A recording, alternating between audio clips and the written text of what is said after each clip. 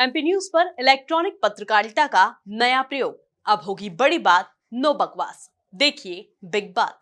मुझे बड़ी खुशी है कि बीजेपी मुझे इतनी अधिक पब्लिसिटी देती है कि मैं वकील से नेता बन गया। उन्होंने गांव-गांव में मेरे पुतले जलाए। फैक्ट ये है कि मैं ओबीसी का वकील हूँ। फैक्ट ये है मैं सीमांकन के लिए सुप्रीम कोर्ट गया था। फैक्ट ये है कि सुप्रीम कोर्ट ने उनके वकीलों से पूछा था कि भाई तुमने मेरे उस जजमेंट के बारे में क्या किया। फैक्ट ये है कि वो उसका जवाब नहीं दे पाए। फैक्ट ये है कि सुप्रीम कोर्ट उससे नाराज़ हो गई। और एक ही वास्तविकता है कि जिस केस को मैं सीमांकन के लिए लेके गया था उसमें उन्होंने अपनी नाराज़गी झलका दी। अब वो बीजेपी कहती है तनखा साहब ने लाए, तो अब तनखा साहब तो ओबीसी के केस कहीं नहीं गए थे। तनखा साहब तो सीमांकन के लिए गए थे। तनखा साहब ने तभी ओबीसी को केस जितवाया हाई कोर्ट में। वो जो पीएससी वाला केस था उसकी पैरवी मैंने की थी।